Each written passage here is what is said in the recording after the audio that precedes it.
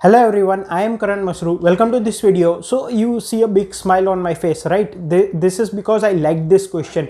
ये question हो सकता है कि इतना difficult ना हो, but it will be a joy to explain this question. ये उस तरह का question है. I'll break it down into steps and explain it to you in such a way that आपको भी बहुत clearly समझ में आ जाए. So I hope कि आपको ये clearly समझ में आ जाएगा. and अगर आपको वीडियो अच्छा लगता है और समझ में आता है then make sure you hit the like button. इस वीडियो का टारगेट रखते हैं 300 likes का. So let's begin. So as always, let's start by understanding the question. Chef has an array A of length n. ठीक है, क्या बोला गया है कि शेफ के पास एक array A है जिसकी लेंथ है n के बराबर, मतलब कि इसमें n एलिमेंट्स है. In one operation, chef can choose any subsequence of the array and any integer x and then add x to all the elements of the chosen subsequence. ठीक है, क्या बोला गया है, एक ऑपरेशन की डेफिनेशन दी गई है. एक ऑपरेशन में हम क्या कर सकते हैं, पहले तो इस एरे के कोई भी एक सबसीक्वेंस सिलेक्ट कर सकते हैं और एक इंटीजर x सिलेक्ट कर सकते हैं. नाउ सबसीक्वेंस का मतलब क्या होता है, basically a subset of the array, लेकिन उनका ऑर्डर हम चेंज नहीं करेंगे. हालांकि इस क्वेश्चन में ऑर्डर का कुछ लेना देना नहीं है, but we will not change the order. तो उसी ऑर्डर में अगर हम पर्टिकुलर एलिमेंट्स को सिलेक्ट करें, ऐसा नेसेसरी नहीं है कि वो कंटिन्यूस होने चाहिए, तो उसको हम बोलते हैं सबसीक्वेंस ऑफ द एरे. तो सबसे पहले हमें एनी सबसीक्वेंस सिलेक्ट करनी है और एक इंटीजर सिलेक्ट करना है, एनी इंटीजर x. अब हमें ये जो x है वो इस सबसीक्वेंस के सभी एलिमेंट्स में ऐड करना है. Add x to all elements of subsequence जो कि हमने सिलेक्ट की है. ठीक है, determine the minimum number of operations required to make all the elements of the array distinct. तो हमें बताना है कि मिनिमम इस तरह के कितने ऑपरेशन हम कर सकते हैं. अगर हम ऑप्टिमली परफॉर्म करें तो मिनिमम कितने ऑपरेशन लगेंगे सच दैट कि हमारा जो एरे है उसमें सभी के सभी एलिमेंट्स जो है वो क्या हो जाए, डिस्टिंक्ट हो जाए. ठीक है, मतलब सभी के सभी डिफरेंट एलिमेंट्स हो. ये क्वेश्चन है. इनपुट किस तरह से दिया गया है, इनपुट में सबसे पहले नंबर ऑफ टेस्ट केसेस, सभी टेस्ट केस में फर्स्ट लाइन में है n, that is the number of elements in an array A, और नेक्स्ट लाइन में n elements of the array A दिए गए हैं. कंस्ट्रेंट्स मैंने यहाँ पे लिख दिए. I hope question clear. अब इसके कंसेप्ट पे मूव करते हैं. सो अब यहाँ पे अगर कंसेप्ट की बात करें तो जैसे कि हमें एरे ए है, ठीक है, जिसमें कि n एलिमेंट्स है और इस एरे के सभी एलिमेंट्स को हमें डिस्टिंक्ट करना है और इसके लिए मिनिमम कितने ऑपरेशन लगेंगे ये पूछा गया है. एक ऑपरेशन में हम क्या कर सकते हैं, किसी भी एक सबसीक्वेंस को सिलेक्ट कर सकते हैं, मतलब कोई भी एलिमेंट के सेट को सिलेक्ट कर सकते हैं. सबसीक्वेंस का मतलब होता है सेट ऑफ एलिमेंट्स, लेकिन उनका ऑर्डर वही कंसिडर करना है. हालांकि ऑर्डर का यहाँ पे मैटर नहीं है. तो एक सबसीक्वेंस सिलेक्ट करेंगे और एक इंटीजर x सिलेक्ट करेंगे. फिर जो सिलेक्टेड सबसीक्वेंस के सभी एलिमेंट्स होंगे उन सभी एलिमेंट्स में वो x ऐड कर देंगे. ठीक है, डिफरेंट ऑपरेशंस के लिए डिफरेंट वैल्यू ऑफ x और डिफरेंट सबसीक्वेंस हो सकती है.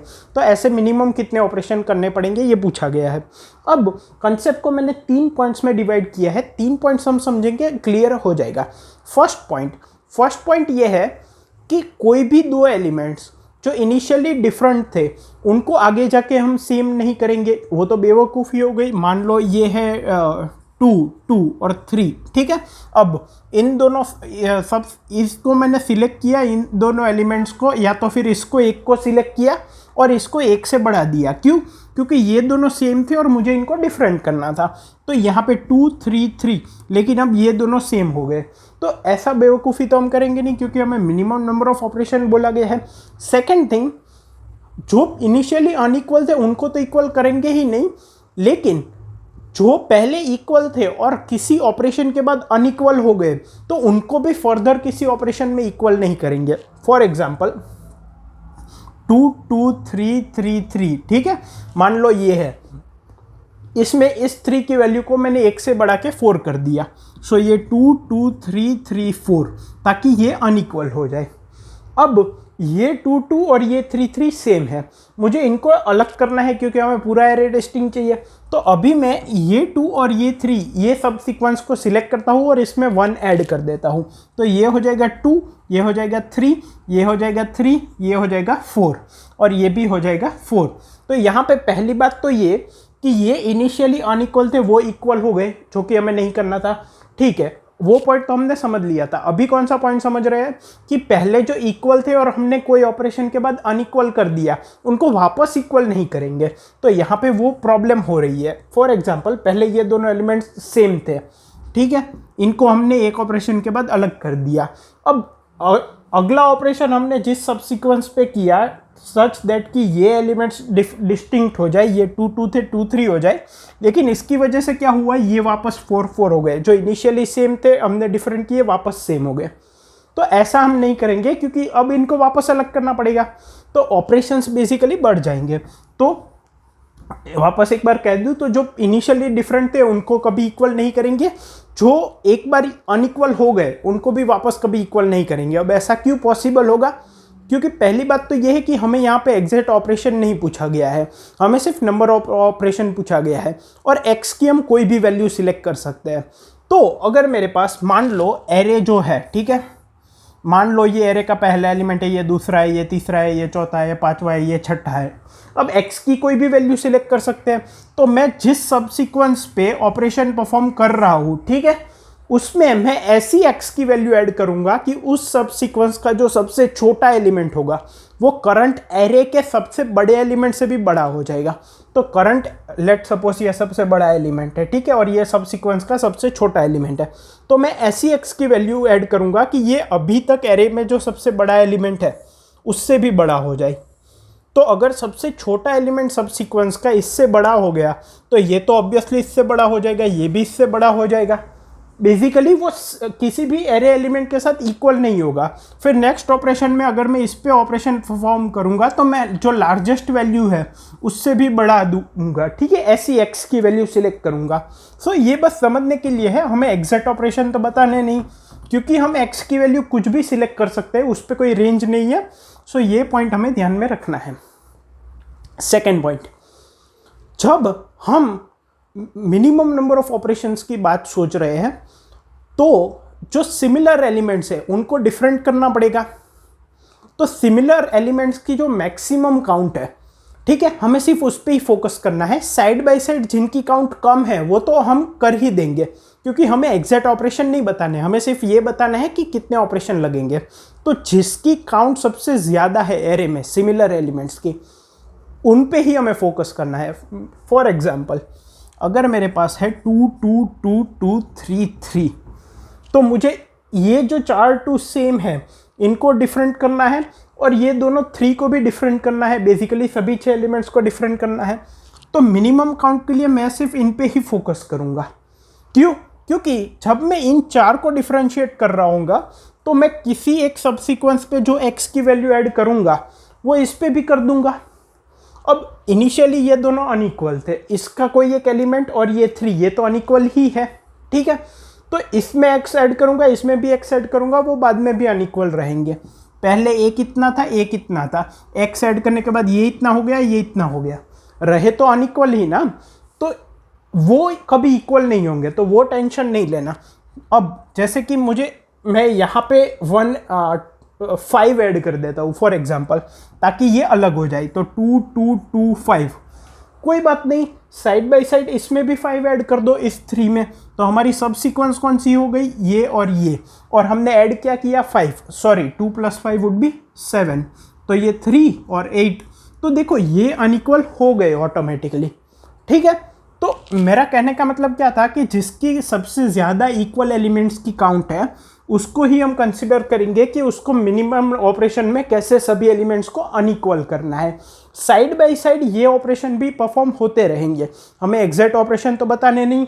तो इस तरह से जैसे यहाँ पे इनको अनइक्वल करना था तो साइड बाय साइड ये 2 में 5 ऐड किया, 3 में भी कर दिया, तो ये 7 हो गया, ये 8 हो गया, ये अनइक्वल हो गया। अब वापस इन 3 पे फोकस आ जाएगा, ठीक है। तो बेसिकली जिसकी काउंट सबसे ज़्यादा है उससे ही हमें मिनिमम नंबर ऑफ ऑपरेशन वाला काउंट मिलेगा। आंसर सेकंड पॉइंट भी कवर हो गया। Now third and the main point कि मिनिमम नंबर ऑफ ऑपरेशंस मिलेंगे कितने। यहाँ पे सबसे पहले दिमाग में क्या ख्याल आता है कि जो मैक्सिमम काउंट है दैट -1, मतलब कि अगर मान लो मैक्सिमम काउंट है 2 का, एरे में 2 5 आ रहा है, तो पहले मैं इसमें 3 ऐड कर देता हूँ, तो 5 2 2 2 2, अब इसमें 4 ऐड कर देता हूँ तो 5 6 2 2 2।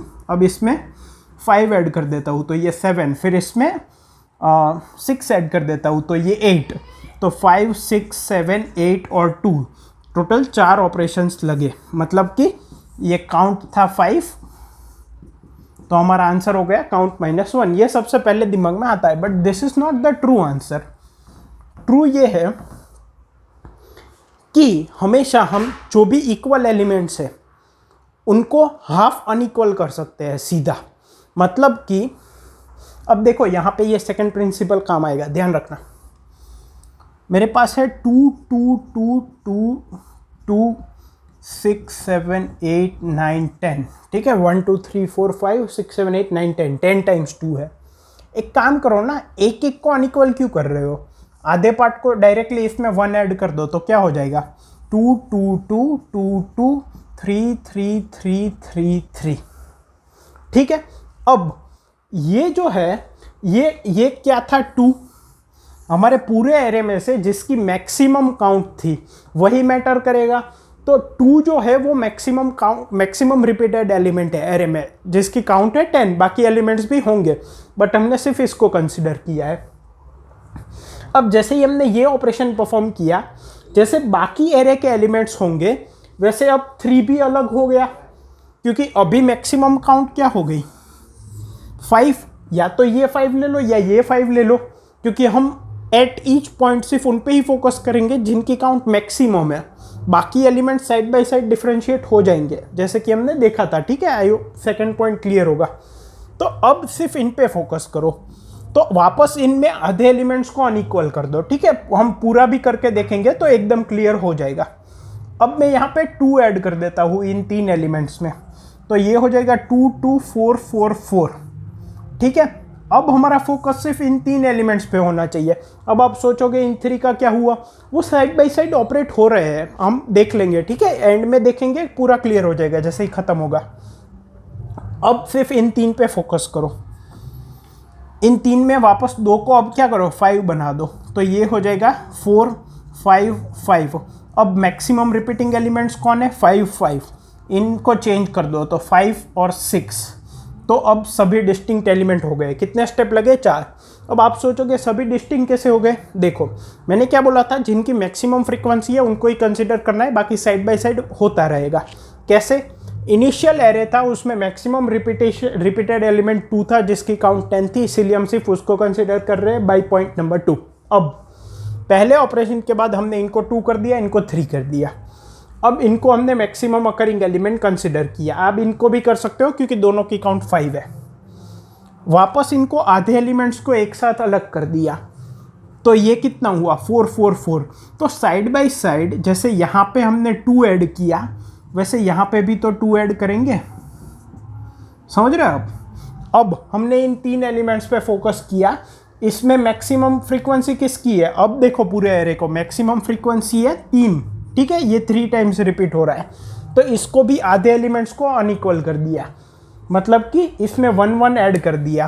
तो हम इसमें भी ऐड करेंगे और इसमें भी ऐड करेंगे। हमारी सब सीक्वेंस 4 4 5 5 होगी, तो ये हो जाएगा 2 2 4 5 5 3 3 5 6 6। एक्चुअली 1 नहीं ऐड करना चाहिए, यहाँ पे 2 ऐड कर देना चाहिए। इससे क्या होगा? ये 6 6 हो जाएगा और ये 7 7 हो जाएगा, ठीक है, क्योंकि 5 हमारे पास यहाँ पे था। अब मैक्सिमम फ्रीक्वेंसी क्या है पूरे एरे में? 2, ठीक है। साइड बाय साइड इसको भी हम ऑपरेट कर सकते थे जब हमने यहाँ पे 2 ऐड किया तब, लेकिन ठीक है कोई बात नहीं।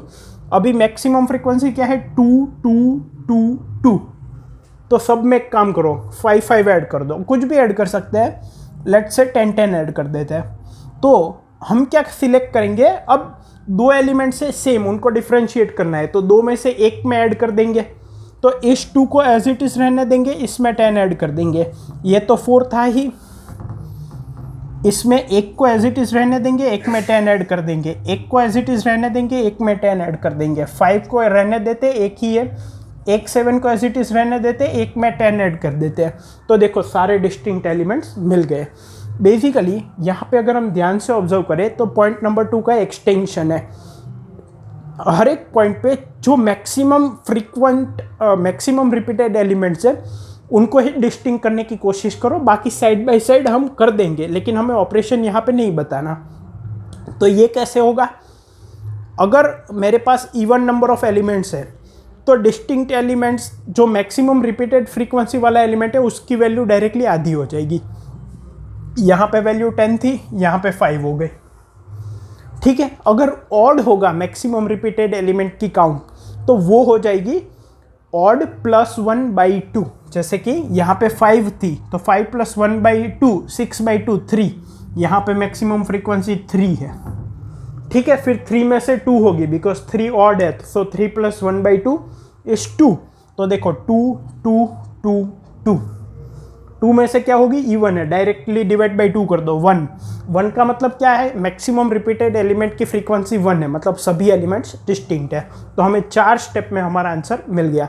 तो हमें बेसिकली आंसर कैसे मिलेगा, सबसे पहले पूरे एरे में से जो मैक्सिमम अकरिंग एलिमेंट है उसका हम काउंट निकालेंगे, ठीक है, जिसकी फ्रीक्वेंसी सबसे ज़्यादा है। फिर एक आंसर वेरिएबल लेंगे, इसको 0 कर देंगे। फिर जब तक काउंट की वैल्यू ग्रेटर देन 1 है, काउंट क्या है, मैक्सिमम रिपीटेड एलिमेंट की फ्रीक्वेंसी, ठीक है। तो 1 हो जाएगी मतलब क्या, सभी एलिमेंट डिस्टिंक्ट है। अगर काउंट ऑड है मॉड्यूलो 2 इक्वल टू 1, तो काउंट की वैल्यू क्या हो जाएगी, काउंट +1/2। और अगर उसकी काउंट इवन है तो उसकी वैल्यू डायरेक्टली डिवाइड बाई 2 हो जाएगी, ठीक है। और हर एक स्टेप पे हम आंसर वेरिएबल को प्लस प्लस करते जाएंगे, तो फाइनली हमें हमारा आंसर मिल जाएगा। टाइम कॉम्प्लेक्सिटी क्या होगी, यहाँ पे आपको मैक्सिमम अकरिंग एलिमेंट जो काउंट है वो फाइंड करने के लिए एरे को शॉर्ट करना पड़ेगा। सो टाइम कॉम्प्लेक्सिटी हो जाएगी n log n, और समेशन ऑफ एन और ऑल द टेस्ट के 3 × 10⁵ दिया गया है, तो गिवन टाइम में इजीली हो जाएगा। आई होप आपको क्वेश्चन कंसेप्ट दोनों क्लियर है। इसका सॉल्यूशन कोड मैंने कमेंट्स में प्रोवाइड किया है। अगर आप इस तरह के क्वेश्चन करोगे then it will definitely help you in placements. One more thing which can help you a lot in placements is Newton school's full stack development course, जिसमें कि आप एनरोल होकर एक रॉकस्टार डेवलपर बन सकते हैं। You can get a placement anywhere between 5 LP up to 40 LP है। Also best part ये है कि यहाँ पे आफ्टर प्लेसमेंट प्रोग्राम है, विच मीन्स दैट जब तक आपको 5 LP या उससे ज़्यादा का प्लेसमेंट नहीं मिल जाता तब तक आपको कोई भी फीस पे नहीं करनी है। So make sure you check out Newton school by the link which is given in the description. Thank you.